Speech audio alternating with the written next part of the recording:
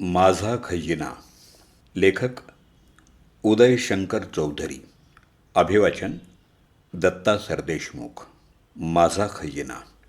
वेदशास्त्र पारंगत दीक्षित, नंतर चतुर्धर आणि आता चौधरी.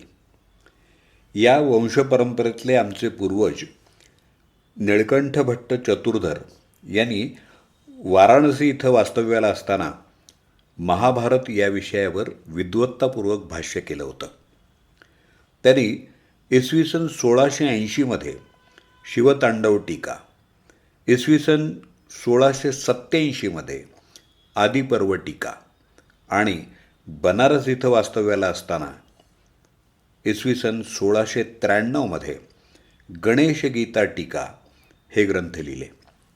या निळकंठ भट्ट यांचे नातू शिवदीक्षित यांनी प्रतिष्ठान तीर्थ म्हणजेच पैठण जिल्हा अहमदनगर इथं वास्तव्याला असताना इसवी सन 1746मध्ये धर्मतत्व प्रकाश हा ग्रंथ लिहिला. संस्कृत भाषा आणि वेदविद्येत पारंगत असलेल्या आमच्या चौधरी घराण्यात माझे आजोबा गोविंद शास्त्री चौधरी यांच्या पिढीपर्यंत ही परंपरा अखंडितपणे चालू राहिली होती. गोविंद शास्त्री यांचा शास्त्री म्हणून लौकिक शहरात पसरला होता. त्यांनी अनेक शिष्यांना ब्रह्मकर्म शिकवलं. पुण्यातल्या बेलबाग, माणकेश्वर, विष्णू वगैरे मंदिरात त्यांची प्रवचनं आणि कीर्तनं नित्यनेमानं चालत असत. त्या काळचे वेदशास्त्र संपन्न वासुदेव शास्त्री अभ्यंकर, महामहोपाध्याय दत्तोवामन पोद्दार, किंजवडेकर शास्त्री, गणेश शास्त्री शेंडे, दादासाहेब देशमुख, प्राचार्य नानासाहेब घारपुरे, वेदमूर्ती दत्तात्रय शास्त्री पारखी इत्यादी विद्वान मंडळींमध्ये गोविंद शास्त्री यांचा सदोदित वावर होता. संस्कृत भाषा आणि वेदविद्या या अखंडितपणे चालू असलेल्या परंपरेला कालमानानुसार छेद देऊन माझे चुलत आजोबा सदाशिव विष्णू चौधरी यांनी इंग्रज सरकारनं अस्तित्वात आणलेल्या नव्या शिक्षण पद्धतीची कास धरली आणि संस्कृत विषय घेऊन अलाहाबाद विद्यापीठाची BA ही पदवी संपादन केली. यानंतरच्या काळामध्ये मुंबईचे निष्णात वकील आणि प्राध्यापक श्रीयुत नानासाहेब घारपुरे यांनी पुण्यामध्ये लॉ कॉलेज सुरू करायचं ठरवलं होतं. हिंदू धर्मशास्त्राचे गाढे अभ्यासक असलेल्या नानासाहेबांना विद्वान अशा शास्त्री घराण्यातल्या चौधरी कुटुंबाबद्दल आकर्षण होतं आणि त्यांचे या कुटुंबाशी घनिष्ठ संबंध होते. घारपुरे साहेबांनी पुण्यात लॉ कॉलेज सुरू केल्यावर लॉ कॉलेजचं पहिलं रजिस्ट्रार पद माझ्या चुलत आजोबांना देऊ केलं. रजिस्ट्रार या पदावर कार्यरत असताना Bhandarkar oriental research institute Pune इथल्या क्युरेटर म्हणजे व्यवस्थापक या पदावर काम करणारे श्रीयुत PK गोडे यांना त्यांनी एप्रिल 1938मध्ये विनंती केली की निळकंठ भट्ट चतुर्धर यांच्या वंशजांच्या संदर्भात काही संशोधन करावं. त्यानुसार श्रीयुत गोडे यांनी Nilkanth Chaturdhar the commentator of the Mahabharata, his genealogy and descendants हा शोधप्रबंध लिहिला. या शोधप्रबंधातून गोविंद चतुर्धर इसवी सन 1625 पासून गोविंद शास्त्री चौधरी इसवी सन 1884पर्यंतच्या 250 वर्षाहून जास्त कालखंडातल्या विद्वान शास्त्री आणि त्यांच्या वंशावळीची माहिती तसंच त्यांनी लिहिलेल्या ग्रंथांची माहिती आपल्याला मिळते. ही वंशावळ अशी आहे: कोपरगाव इथले गोविंद चतुर्धर इसवी सन 1625 आणि पत्नी फुलांबिका यांचे पुत्र जे महाभारत या विषयाचे भाष्यकार म्हणजेच समालोचक निळकंठ चतुर्धर इसवी सन 1680 आणि त्यांच्या पुढच्या पिढ्या म्हणजे गोविंद इसवी सन 1683, नंतर त्यांचे पुत्र शिवदीक्षित, नंतर त्यांचे पुत्र गंगाराम इसवी सन 1746, नंतर त्यांचे पुत्र नीलकंठ, नंतर त्यांचे पुत्र कृष्ण, नंतर त्यांचे पुत्र विष्णू, त्यांचे पुत्र गोविंद शास्त्री आणि ज्यांचा उल्लेख या अभिभाषणात पूर्वीच केलेला आहे ते माझे चुलत आजोबा सदाशिव चौधरी, जन्म फेब्रुवारी इसवी सन 1884, पुण्याच्या लॉ कॉलेजचे पहिले रजिस्ट्रार. छत्रपती राजश्री शाहू महाराज यांनी शिवदीक्षित यांना बुधवार दिनांक 6 ऑगस्ट 1746ला एक गाव इनाम दिलं. या संदर्भातल्या इनामपत्राची सनद गंगाराम दीक्षित यांना राजेश्री फत्तेसिंग भोसले यांच्याकडून मिळाली. श्रीयुत P.K. गोडे यांनी लिहिलेल्या या शोधप्रबंधामध्ये या सनदीची जी नक्कल म्हणजे कॉपी आहे ती अशी आहे. अपेंडिक्स 2.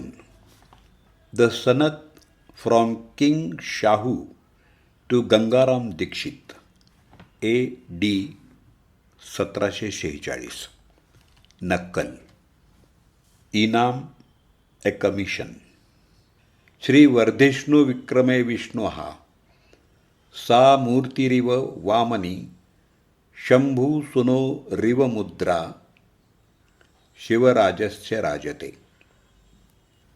दुसरा शिक्का आहे प्रधानांचा. श्री राजा शाहू नरपती हर्षनिधान बाळाजी बाजीराव प्रधान. तिसरा शिक्का आहे प्रतिनिधींचा. श्री आई आदिपुरुष श्री राजा शाहू छत्रपती स्वामी कृपानिधितस्य जगजीवन परशुराम प्रतिनिधी. स्वस्ति श्री राज्याभिषेक शके 73 क्षयनाम संवत्सरे भाद्रपद शुद्ध प्रतिपदा सौम्यवासर क्षत्रिय कुलावतंस श्री राजा शाहू छत्रपती स्वामी यांनी वेदशास्त्र संपन्न राजश्री गंगाराम दीक्षित बिन शिव दीक्षित उपनाम चौधरी गोत्र गौतम सूत्र अश्वलायन काशीकर हल्ली वास्तव्य पैठण यासी दिले इनामपत्र ऐसे जे.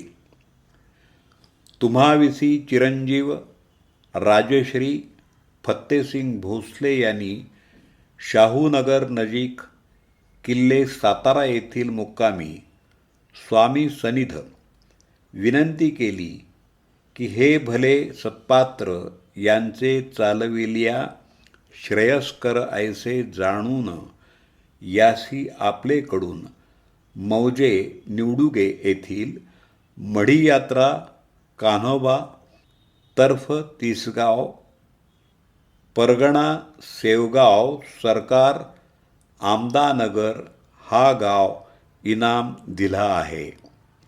तो महाराजांनी यांचे वंशपरंपरेने इनाम करून देऊन चालविला पाहिजे म्हणून विनंती केली.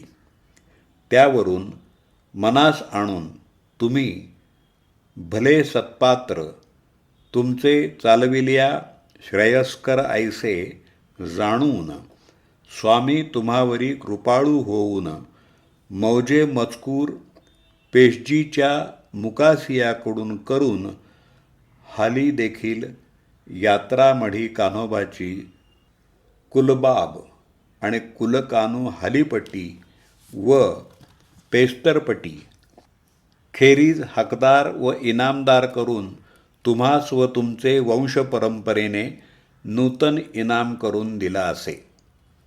तरी तुम्ही मौजे मजकूर सदरहूप्रमाणे आपले दुमाला करून घेऊन तुम्ही आपले पुत्रपौत्रादी वंशपरंपरेने इनाम अनुभवून सुखरूप राहणे जाणीजे.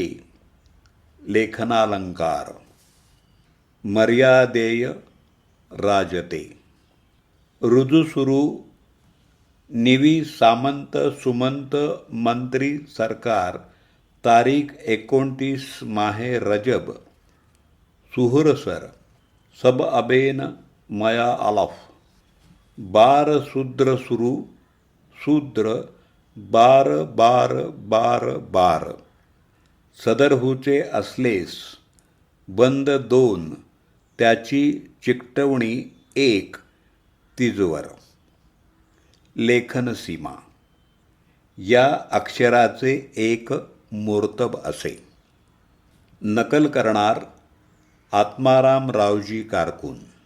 तारीख 4 माहे सप्टेंबर सन 1854 इसवी. रुजू पाहणार वामन कृष्ण कारकून.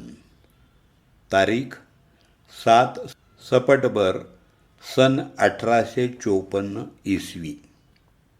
Copied by Y.L. Thakar. Compared by H.R. Guruji. सदरहू खरी नकल मिळणेबद्दल सदाशिव विष्णू चौधरी यांनी तारीख 20/10/27 अर्जाने मागणी केल्यावरून खर्च वगैरेबद्दल फी 9 रुपये 6 आणे व्ही पीने मागवून त्यास देण्यात आली आहे. तारीख 15/12/27. J.R. बर्वे. असी कमिशनर मध्यभाग in-charge alienation office record. P.K. गोडे. जिनॉलॉजी ऑफ द चौधरी फॅमिली. नक्कल. इनाम ए कमिशन. कैफियतीचे 13वे जबाबाप्रमाणे.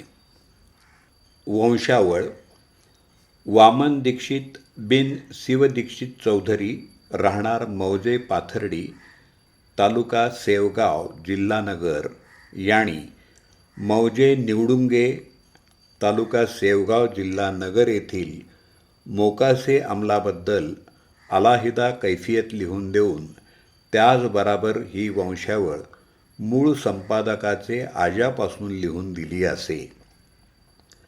तारीख 2 सप्टेंबर सन 1854 इसवी. मुक्काम पुणे. दस्तूर बापूजी विठ्ठल हुजूर कारकून. तारीख सरकार सही.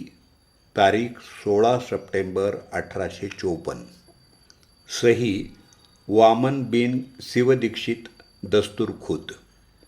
Signed before me at Pune on the 16th September 1854. SD Thos A. Cowper, Captain Inam Commissioner. Copied by Y.L. Shah. Compared by H.R. Guruji. सदरहू खरी नक्कल मिळणेबद्दल मी सदाशिव चौधरी याने तारीख 20 ऑक्टोबर सन 1927 अर्ज केलेवरून सदरहू नकल केली. वगैरे फीबद्दल 5 रुपये 9 आणे व्ही पीने मागवून त्यास देण्यात आली आहे. तारीख 16 माहे डिसेंबर सन 1927. H.R. गुरुजी. J.R. बर्वे, असिस्टंट कमिशनर मध्यभाग इन्चार्ज एलिनेशन रेकॉर्ड ऑफिस. वंशावळ नीलकंठ चतुर्धर. गोविंद दीक्षित, त्यांचे पुत्र शिवदीक्षित, त्यांचे पुत्र गंगाराम दीक्षित. मौजे निवडुंगे, तालुका शेवगाव येथील मोकासे अंमलाचा मूळ संपादक. गंगाराम दीक्षितांना 2 पुत्र, सखाराम दीक्षित आणि नीलकंठ दीक्षित. सखाराम दीक्षितांना 1 पुत्र शिवदीक्षित 1235. त्यांना 1 पुत्र वामन दीक्षित. का अर्थात कायम. कायम ह्याचा अर्थ हयात. ज्यावेळी वंशावळ लिहिली जाते त्यावेळी हयात असणाऱ्या लोकांच्या नावासमोर का टिंब म्हणजे कायम असं लिहिण्याची पद्धत आहे. आता नीलकंठ दीक्षित हे गंगाराम दीक्षितांचे द्वितीय पुत्र. त्यांना 2 मुलं, महादेव दीक्षित आणि आप्पा दीक्षित का. महादेव दीक्षितांना एक पुत्र गोपाल दीक्षित आणि आप्पा दीक्षित का हे निळकंठ दीक्षितांचे द्वितीय पुत्र. आप्पा दीक्षित का यांना रंगशास्त्री, नारायण शास्त्री, केशव दीक्षित आणि विष्णू दीक्षित का असे 4 पुत्र. मित्रहो, ही सनद जशी त्याची नक्कल आहे तशी मी आपल्याला वाचून दाखवली. ही शिवकालीन भाषा आहे. त्यातले बरेचसे शब्द, त्याचे अर्थ आपल्याला आजच्या काळात माहिती नाहीत. म्हणून या सनदेमध्ये आलेले जे शब्द आहेत ते आपल्याला उलगडून सांगण्याचा प्रयत्न मी करतो आहे. आणि हा उलगडा माननीय सदानंद कदम सर यांनी आम्हाला करून दिला. आता हे संपूर्ण सनदेचं स्पष्टीकरण आहे का. सनद गावावर किंवा महालावर दिलेलं अधिकारपत्र. सौम्यवासर म्हणजे सोमवार. बिन म्हणजे पुत्र. अ बिन ब म्हणजे बचा पुत्र अ. ऐसे जे अशा प्रकारे. शाहूनगर सातारा शहराचं मूळ नाव. स्वामी सनिध म्हणजे स्वामींच्या जवळ. ता म्हणजे तर्फ किंवा तालुका. प म्हणजे परगणा. पेशजी पूर्वी किंवा अगोदर. मुकासियाकडून. मुकासा म्हणजे एक वसुली हक्क. कुलबाब सर्व बाबी. कुलकानू सर्व कायदे. हलीपटी म्हणजे हल्लीचा कर. पेस्तरपटी पुढच्या वर्षीचा कर. खेरीज म्हणजे वजा करून किंवा माफ करून. दुमाला म्हणजे पाठपुरावा. आता या सनदेमध्ये एक तारीख आहे बघा, तर त्याचा मी उलगडा करतो. तारीख 29 माहे रजब. सू. सू म्हणजे सुहूर सर. सब अरबेन मया अलफ. सुहूर सणाच्या 7व्या महिन्याची म्हणजे रजब 29 तारीख. 7 सबा 40 अरबेन. मया 100. अलफ 1000 अर्थात 1147 हा सुहूर सण आहे. यामध्ये 600 ही संख्या मिळवली असता इसवी सन येतो. आता इथं 1147 अधिक 600 म्हणजे 1747 ही मूळ सनदेची तारीख आहे. पुढं काही शब्द आलेत. बार सुद सुरू. सुद 12 12 12 12 हे शब्द आहेत. याचा अर्थ असा की आवक जावक बारनिशीच्या नोंदीची ही संक्षिप्त रूप आहेत. मित्र हो, या सनदेवर असं झालेलं आहे. रुजू सुरू निवी. सनदेवर छापताना शब्द नको तिथं तोडला आहे आणि एक अक्षर गाळलं आहे. कदाचित मूळ कागदावरचं पुसलं गेलं असेल किंवा फाटलं असेल. तो शब्द रुजू सुरू निवीस असा असतो. रुजू म्हणजे मान्य. सुरूनिवीस म्हणजे फडणवीस, सचिव. सामंत सुमंत मंत्री सरकार. अष्टप्रधानांपैकी हे 4 प्रमुख आहेत. बार. बारनिशीला सनद नोंद केल्यावर हा शब्द फडणवीस लिहित असत. सूद म्हणजे जसं आहे तसं नोंदलं आहे. सुरुसुद म्हणजे सुरुनिवीस यांनी हे सुद म्हणजे बरोबर नोंदलेलं आहे असं म्हणण्याची पद्धत. पुढं बघा, बार बार बार बार. सामंत, सुमंत, मंत्री आणि सरकार यांनी वर मान्यता दिली आहे. ते वगळता उर्वरित 4 अष्टप्रधानांनी आपल्या दप्तरी म्हणजे बारनिशीला नोंद केल्याची ती खूण आहे. आता पुढं बंद 2.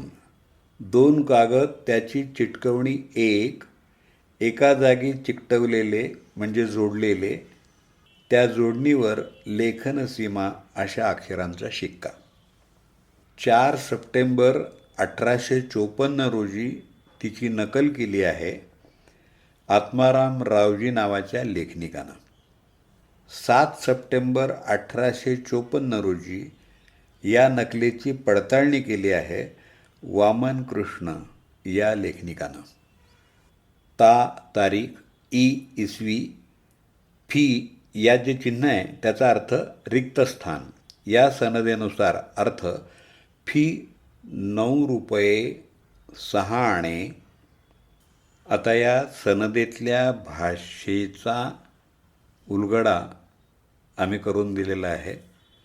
त्यावरून आपल्याला या सनदेतले शब्द, तत्कालीन भाषा आणि त्याचा अर्थबोध नक्कीच झाला असेल याची खात्री आहे. या लेखातले काही संदर्भ पुण्यातल्या ILS लॉ कॉलेजचे द्वितीय रजिस्ट्रार आणि माझे चुलत काका गजानन सदाशिव चौधरी यांनी त्यांची आत्मकथा सादर केलेल्या ट्रू कॉपी या पुस्तकातून घेतलेले आहेत. भांडारकर ओरिएंटल रिसर्च इन्स्टिट्यूटनं इसवी 1943 प्रसिद्ध केलेल्या या शोधप्रबंधाची एकच प्रत आम्हा चौधरी कुटुंबियांकडे आहे आणि त्याचं पुनर्मुद्रण होणार नसल्यामुळं तो प्रबंध अत्यंत दुर्मिळ आहे आणि म्हणून या शोधप्रबंधाची प्रत हा माझा खजिना आहे.